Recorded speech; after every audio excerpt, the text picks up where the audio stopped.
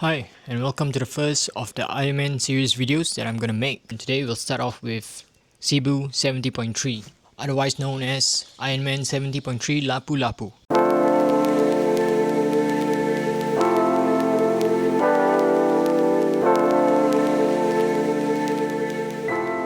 So I'm gonna run you through a few things. The first of which is your check-in process, and then I'm going to go through what you might experience as a competitor on the day of the event itself, but also from the point of view of a supporter. So that's my wife. And the next part would actually be after the race. What could you do at the location? So as a tourist, is this really the best place for me to go if I want to have some family time after or before the race? Are there things to do at this location? So to give you maybe a better view of the location itself, let me run you through a series of videos which will show the entire process of checking in on day 0.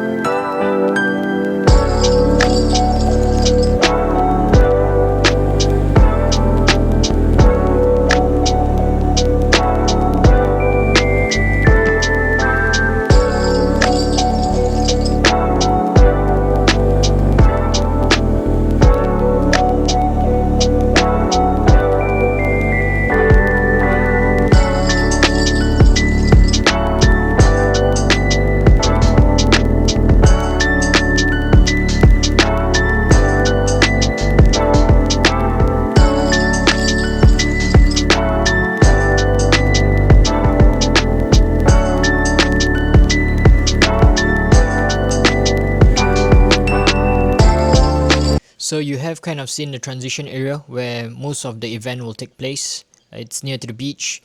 It's where your bike will start and where your run will also start. However, it is not the location where your run will end, although it is not too far off, maybe just 200 meters away. So next I'll show you a series of clips from a supporter's point of view of what will happen on the race day itself, in the race morning, up to the point where you end your race. If you're not interested in that and would rather have my review of the race itself, you can skip this part. It's 5 a.m. 5 a.m. Heading down to the transition area. This is the first time I've been out of the house at 5 a.m. It's 5 a.m. Crazy. Things to do for love. The city is alive. That is the ending. NQ, they call it. Nice slippers.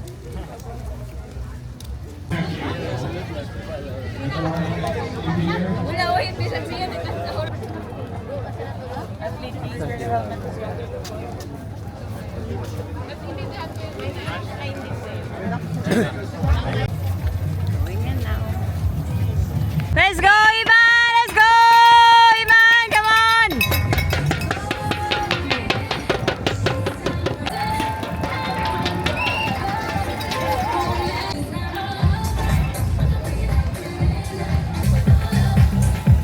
I hope I didn't miss him. I can't see where he is. Uh-oh. Okay, I found him. Let's go,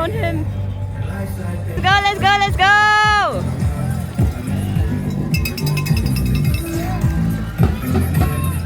Let's go, Iman! Let's go, let's go, let's go!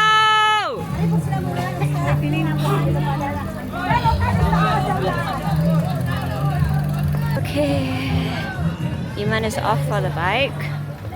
So I'm gonna go find some breakfast and put down his humongous bag. I look like a turtle right now. Wife duties for the first time. This is kind of exciting. Okay, bye. Okay, I'm going back to find a spot for Iman to come back from his bike. I'm wearing my I am supporting 131 sticker. I got some water. And yeah, let's go. Okay, I found a seat by the road and I'm chilling.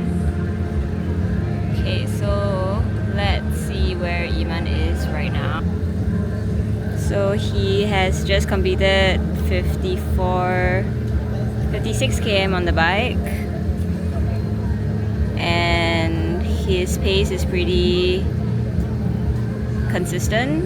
He said he didn't want to whack so hard so that he could conserve some energy for the run. So I think looking good so far.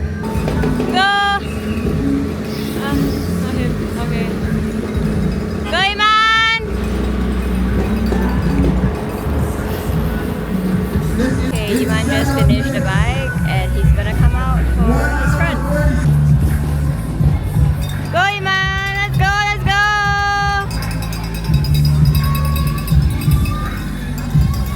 Okay. Now we just have to go to the finish line and wait for him.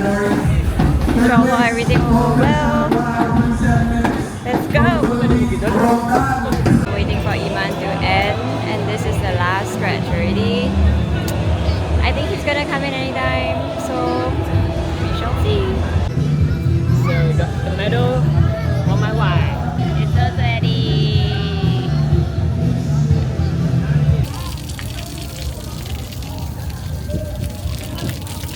Having a beer. Are you gonna do any of this? So for the race itself, I chose this course mainly because of the swim. My friends have gone on this race course before, and the first thing that came to mind to them was actually the clear waters on the swim. So I've never had that in any of the other Asian races that I've done, not even in Oceania race, Tasmania. It was a bit murky. So when I went to this race, I wanted clear waters so that I could enjoy my swim, and it did not disappoint. So the waters were so clear, it was as if I was snorkeling all the way. The area that you'll be swimming, there'll be divers taking photos of you from below.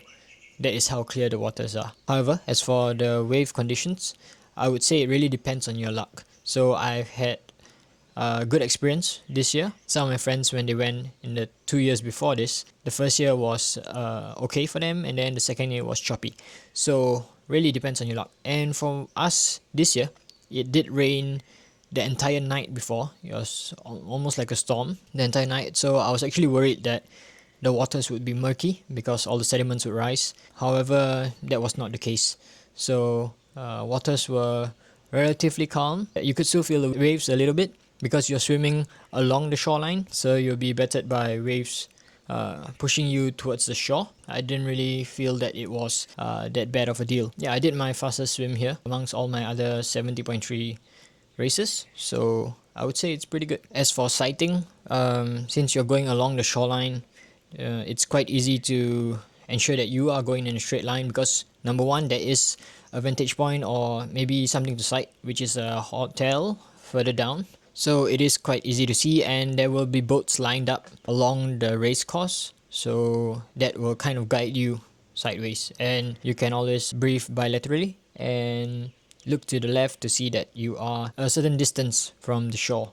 So I would say for a swim course like this, it would easily be like a 9/10 for me. Now next, on to the bike course. My favorite part, I am pretty light. I'm about 62 kilos with an FTP of, the last I checked, to 60. This is actually a little bit of a climbing course because there is a big bridge called the CC Bridge, which will take you from Mactan Cebu Island to the main, so Cebu City. So you will have to cross this bridge 6 times, and that would actually mean 3 loops.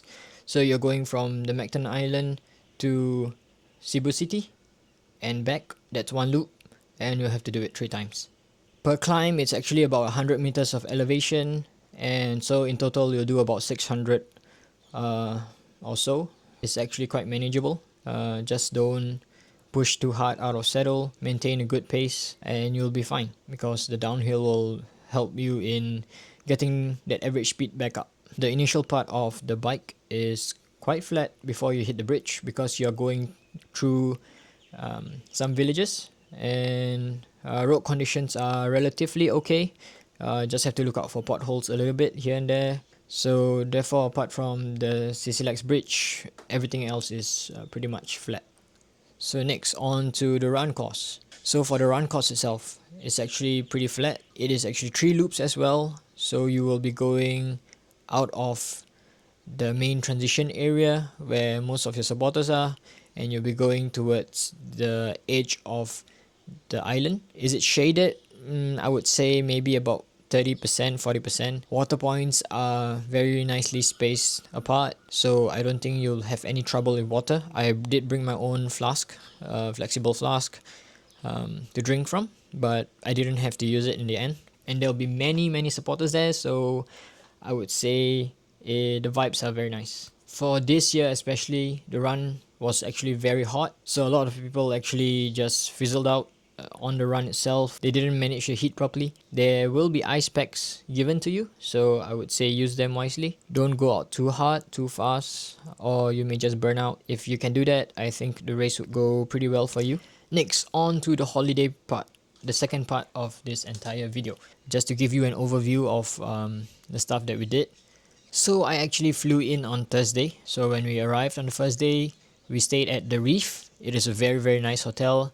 It is I would say maybe 2 kilometers from the main race area. So most probably, if you want to just walk to transition area in the morning of the race itself, don't stay there. But it is a nice place to have your family vacation before or after. However, if you book through the Sunshine events, I think they will have shuttle on the morning of the race itself from the hotel to the race venue. There is actually like a reef in front of the hotel, a private beach where you can have some snorkeling activities, and it's open from I think 8 to 5 p.m. But if in the morning of the race itself, maybe head over to somewhere like Belmont. On Friday, I actually went on an island hopping trip. So this would take you roughly around 6 hours. We left at 8 a.m. and we were back by around 2 or 3 p.m. So that is nice for a half day activity. On Saturday, I shifted from the Reef over to one of the hotels or Airbnbs over at the main transition area. I would not recommend going to this apartment stay. It is horrible. I did not like my stay there. It smelled like smoke. It is right next to two of the hotels which you could possibly choose instead, which is either Belmont or Savoy. So on Saturday was when I shifted over and I did my bike check-in the day before. Just don't forget to collect your race spec items. I did mine on Friday, so I could paste all the stickers on the bike, and on Saturday I could just check it in. You can do either on Friday or Saturday, depends when you go in. Of course, Sunday is your race day, so most probably you're going to be spending the entire day at the event, if not half of it. And on Monday, I went to the whale shark watching as well as canyoneering activity. Are those activities that I would recommend. If you're tired, maybe give it an extra day rest before you go for those activities. Otherwise, I would say they're quite okay to go for. And on Tuesday, I had a little bit of rest in the morning before heading out to the airport and flying back home.